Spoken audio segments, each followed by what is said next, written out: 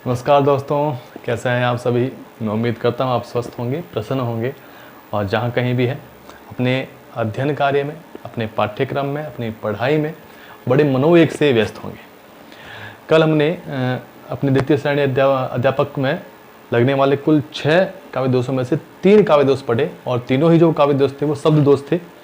और आज अपन 3 और काव्य दोष पढ़ने वाले हैं जो हमारे पाठ्यक्रम में। उसमें से एक तो है वाक्य दोष और 2 है अर्थ दोष। ठीक है, वाक्य दोष कौन सा है अपन चर्चा करते हैं। वाक्य दोष है अकर्मत्व दोष। देखिए, जैसा नाम है वैसा ही इसका अर्थ है। काव्य दोष सारे के सारे सरल है, जैसे उनके नाम है वैसे ही उनकी परिभाषा है और वैसे ही उनके उदाहरण है। ज़्यादा दिमाग लगाने वाला, ज़्यादा समझने वाला, ज़्यादा टफ टॉपिक नहीं है, आसान टॉपिक है। यहाँ आप पूरे में से पूरे नंबर ला सकते हैं। देखिए, अकर्मत्व दोष, अक्रम मतलब सही क्रम नहीं है।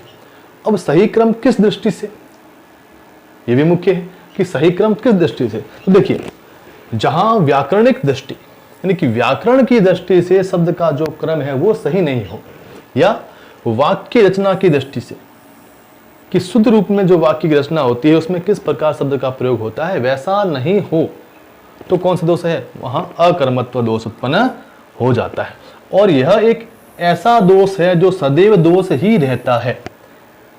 ऐसा दोष है जो सदैव दोष ही रहता है। जैसे हमने पढ़ा था श्रुति कटुत्व दोष, तो श्रुति कटुत्व ओज गुण के वाक्यों में दोष नहीं रहता है। क्लिष्टत्व दोष कूट और पहले वाले वाक्यों में दोष युक्त नहीं रहता है, निर्दोष बन जाता है। लेकिन यह जो दोष है, ये जो अकर्मत्व दोष है, ये हमेशा दोष ही रहता है, ये कभी निर्दोष नहीं बनता। तो किसके कारण उत्पन्न, वाक्य में जो शब्द है वो व्याकरण की दृष्टि से सही नहीं हो, उनका क्रम सही नहीं हो, तो दोष कौन सा हो जाएगा, अकर्मत्व दोष हो जाएगा। उदाहरण कौन से हैं पढ़ते हैं, देखिए। और लगभग ये उदाहरण फिक्स है और ये हर बार परीक्षा में घुमा फिरा कर यही आते हैं। आप चाहे कोई भी बुक्स लें, आपको ये उदाहरण फिक्स ही मिलेंगे। ठीक, देखिए, अमानुषी भूमि अवानरी करो। इसमें एक शब्द जो है वो अपनी जगह पर सही नहीं आया, उसका क्रम सही नहीं है। कौन सा है, देखिए, पहले आना चाहिए अवानरी, कि भूमि अभी कैसी है, अवानरी है। वो कह रहा है कि अमानुषी भूमि अवानरी करो, ऐसा हो ही नहीं सकता। अवानरी भूमि को कैसा करो, अमानुषी करो, यानी कि अमानुषी जो है इस जगह आना चाहिए और अवानरी कहाँ आना चाहिए, आगे आना चाहिए व्याकरण की दृष्टि से। ठीक है, दूसरा देखिए, थी करुणा प्रभु ने जब जब की तभी पतित उद्धार हुआ। इसमें जो जब जब शब्द है ये पहले आना चाहिए, कि जब जब करुणा प्रभु ने की तभी पतित उद्धार हुआ।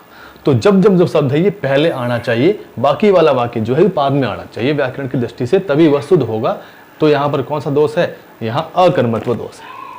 हत्यारी है चितवन प्यारी तुम्हारी, हत्यारी है चितवन प्यारी तुम्हारी जो सुंदरता है वो क्या है, हत्यारी है। लेकिन आना कहाँ चाहिए, देखिए, हत्यारी है प्यारी चितवन तुम्हारी, प्यारी चितवन, चितवन कैसी, प्यारी, तो प्यारी पहले आना चाहिए, चितवन बाद में आना चाहिए।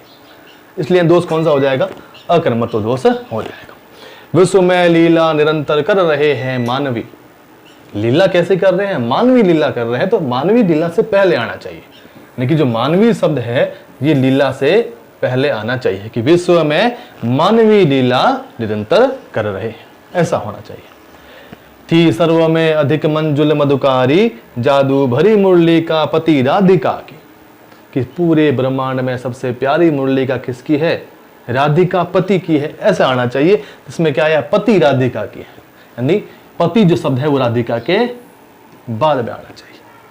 तो यहाँ पर कौन सा हो जाएगा, अकर्मत्व दोष हो जाएगा। लड़ते हैं रणवीर में डट करके, लड़ते हैं रणवीर में डट करके, ऐसा नहीं है, लड़ते हैं वीर रण में डट करके, यानी कि जो वीर शब्द है ये रण से क्या आना चाहिए, पहले आना चाहिए। तो यहाँ भी इसका जो क्रम है वो सही नहीं है।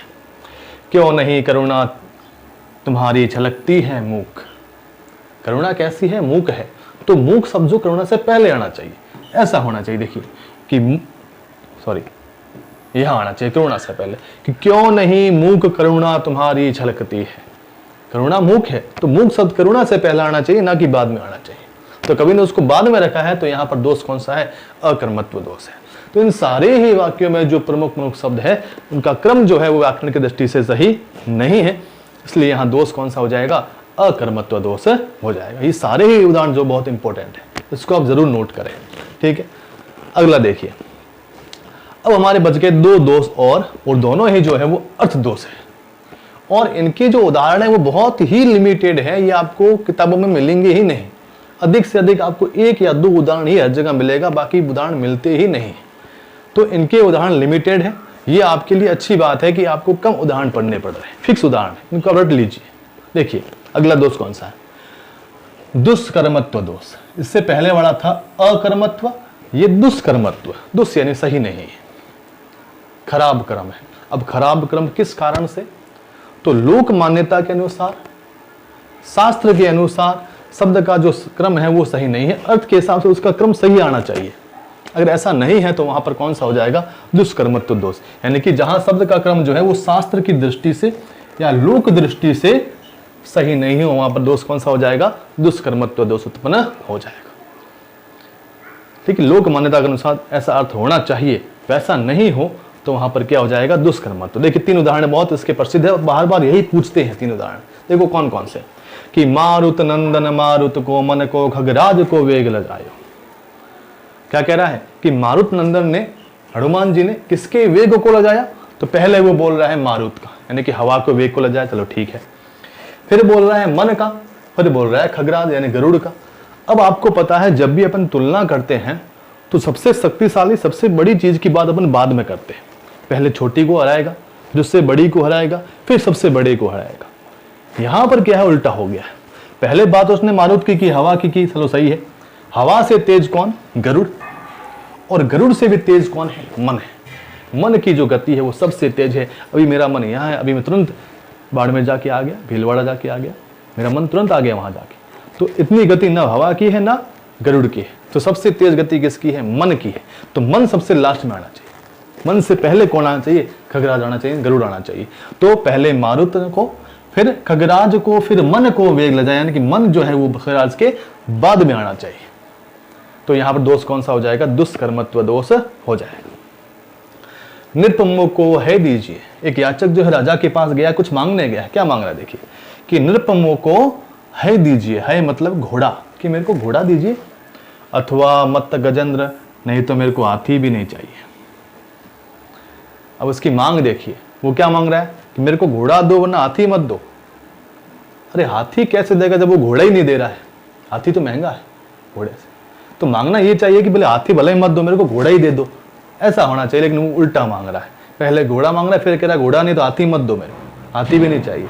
ऐसा नहीं हो सकता है। तो पहले जो है गजेंद्र आना चाहिए, उसके बाद क्या आना चाहिए? घोड़ा आना चाहिए, ना कि है आना चाहिए। आगे देखिए, चातक मोर चकोर है सभी पावस के अनुरागी। पावस यानी बरसात। चातक पक्षी, मोर और चकोर, ये तीनों ही पावस के अनुरागी मतलब प्रेमी हैं। क्या चातक वर्षा का अनुरागी है? बिल्कुल सही है। क्या मोर वर्षा का अनुरागी है? बिल्कुल सही है। लेकिन जो चकोर है, चकोर वर्षा का अनुरागी नहीं है, वर्षा का प्रेमी नहीं है, वो वर्षा की राह नहीं निहारता है, वो हमेशा चांद की राह निहारता है। चांद का अनुरागी कौन है? चकोर है। तो यहाँ जो चकोर शब्द है वो शास्त्र की दृष्टि से गलत है, इसलिए यहाँ पर उदाहरण जो है किसका हो जाएगा? दुष्कर्मत्व का हो जाएगा। तो जहां पर शास्त्र के हिसाब से, लोक दृष्टि के हिसाब से, व्यवहारिक दृष्टि के हिसाब से शब्द का जो क्रम है वो सही नहीं हो, तो वहां पर कौन सा हो जाता है? दुष्कर्मत्व दोष उत्पन्न हो जाता है। ठीक है, अगला देखिए, अंतिम अपना है अप्रतित्व दोष। अप्रतीत, प्रतीत मतलब दिखाई देना, समझ में आना। जहां पर अर्थ समझ में नहीं आए। अर्थ समझ क्यों नहीं आए? जहां काव्य में ऐसे शब्दों का प्रयोग किया जाए जिसको केवल शास्त्र का ज्ञाता ही समझ सके, यानी कि शास्त्र वाले शब्द का प्रयोग अगर हो, यानी कि पारिभाषिक शब्दावली का प्रयोग यदि साधारण वाक्य में, साधारण काव्य में हो और साधारण पाठक उसको समझ नहीं पाए, तो वहां पर दोष कौन सा हो जाता है? अप्रतीत दोष उत्पन्न हो जाता है। देखिए कि जहां काव्य में शास्त्र निहित अर्थात पारिभाषिक शब्दों का प्रयोग हो जो सही अर्थ को आसानी से प्रतीत न करे या साधारण अर्थ पाठक को समझ का सही अर्थ नहीं कर पाए, वहां पर क्या हो जाता है? अप्रतीत्व दोष उत्पन्न हो जाता है। साधारण पाठक उसका अर्थ नहीं कर पाए, वहां पर काव्य शास्त्रीय शब्दों का प्रयोग किया जाए।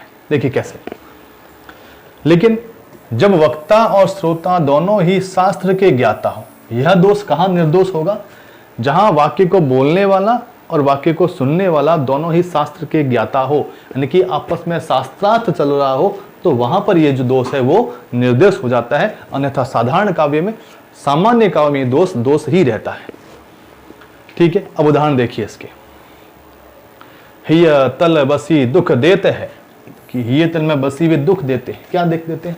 ये तेरे अनुभव। अनुभव हमने पढ़ा है रस में, रस सिद्धांत में आता है अनुभव, यानी आश्रय जो है उसकी जो चेष्टाएं हैं, उसकी जो प्रतिक्रियाएं हैं, क्रियाएं जो है, उसे बोलते हैं अनुभव। अब अनुभव शब्द केवल जिसको रस का ज्ञान है उसी को मालूम है कि अनुभव क्या होता है। सामान्य पाठक को अनुभव का जो मतलब है वो मालूम नहीं है। तो कह रहा है कि तेरे जो ये अनुभव है मेरे हृदय में क्या दे रहे हैं? दुख दे रहे हैं।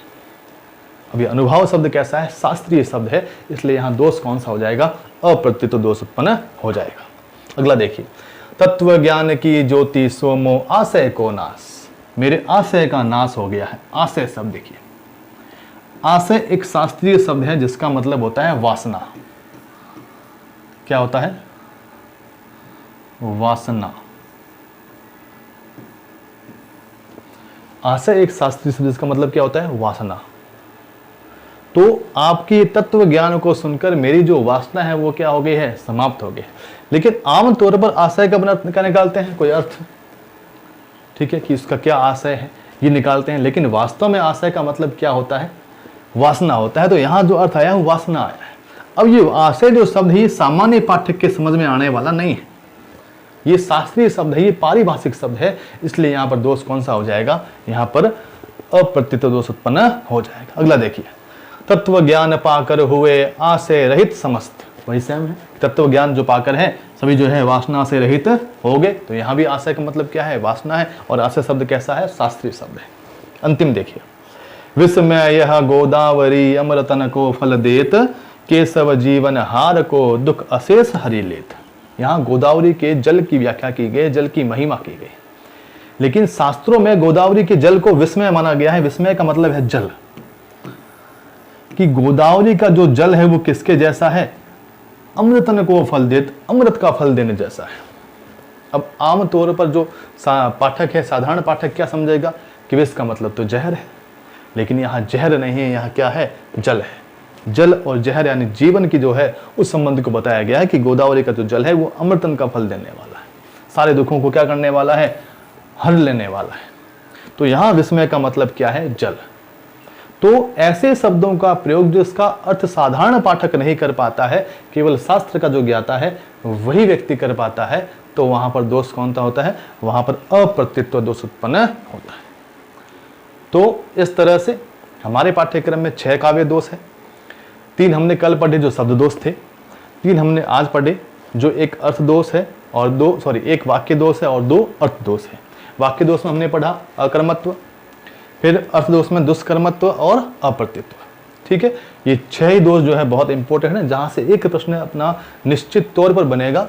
और मेरा आपसे वादा है, यदि आपने इन क्लासों को अच्छे से देखा है तो काव्य दोष का प्रश्न आपका गलत नहीं होगा। ठीक है, आपने हमारा समय दिया, आपको उसके लिए बहुत बहुत धन्यवाद।